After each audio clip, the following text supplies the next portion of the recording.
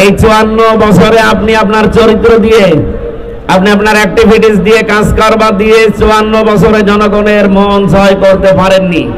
যারা করেছে জনগণ তাদের দিকে ঝুঁকেছে। তাদের কাজ কারবার, তাদের চরিত্র দেখে, তাদের আমানতদারিতা দেখে জনগণ এখন পাগল হয়ে গেছে।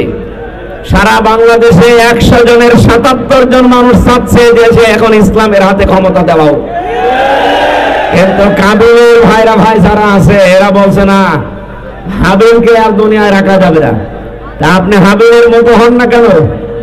আপনারটা কবুল হয় না কেন? মানুষ আপনাকে অ্যাকসেপ্ট করে না কেন? গ্রহণ করে না কেন? আপনার চরিত্র কেমন? আপনি নিজেকে সংশোধন করেন না, আপনি হাবিলকেই মেরে ফেলতে চান?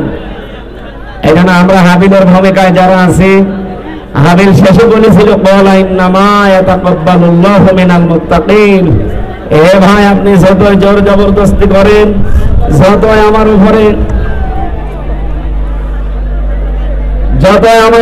ঝরাঝরি করেন, আপনারটা কবুল হবে না। কারণ কবুল হওয়ার জন্য তাকওয়া লাগে, আর আমার ভেতরে সে তাকওয়া আল্লাহ দিয়েছেন। আপনার উপরে তাকওয়া এখনো আসেনি। এই জায়গা ধরেন। সম্মানিত বাগেরহাটবাসী, আমরা এ পরিবেশে আর কথা বলতে চাচ্ছি না। আমাদের এখন উচিত হবে কাবিলের ভূমিকায় না গিয়ে হাবিলের ভূমিকায় পালন করা। আমরা ধৈর্য এবং সহ্য নিয়ে সামনে এগিয়ে যাব ইনশাআল্লাহ। কাবিল যারা আছে আশা করি তারা সংশোধন হবে, অথবা তার যে পরিণতি হয়েছিল আল্লাহ যেন তাদেরকে সেই অবস্থায় অন্তত পৌঁছিয়ে দেন। বলেন আমিন। এই মাহফিলের জন্য যারা কষ্ট করলেন আল্লাহ যেন সর্বোচ্চ জাযা দান করেন। আল্লাহুম্মা আমিন। লা ইলাহা ইল্লা আনতা সুবহানাকা ইন্নী কুনতু মিনাজ জালিমিন। হে আরশের মালিক, লক্ষ্য করে দেখো কত সুন্দর করে তারা আয়োজন সাজিয়েছিল। কোরআনের জন্য যারা এত কষ্ট করেছে আল্লাহ তাদের খালি হাতে ফেরত দিও না। যে ঝড় ঝাঁটা সহ্য করে কোরআনের ময়দানে যারা টিকে আছে, তাদের এই কষ্টের বিনিময়ে আগামীতে এই এলাকায় কোরআনের হাওয়া, কোরআনের ক্ষমতা জারি করে দাও। 56,000 বর্গ মাইলকে কোরআনের হাতে এবার তুমি তুলে দাও। বিশেষ করে বাগেরহাট শরণখোলাবাসীর এই কষ্টের মূল্য আল্লাহ তুমি আগামীতে এদেরকে দেখাও। যারা এই কষ্ট স্বীকার করেছে এদের কষ্টের দুনিয়া আখিরাতে উজরাত দান করো।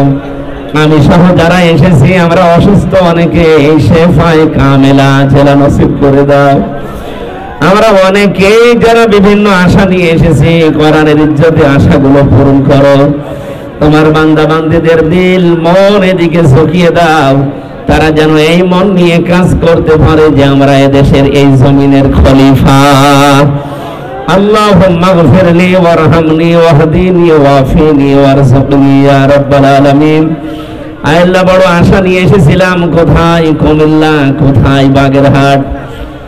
বিশাল কষ্ট করে পথমধ্যে এত পথ জার্নি করে এসেছি, তোমার বান্দা বান্দীরাও সাড়া দিয়েছিল।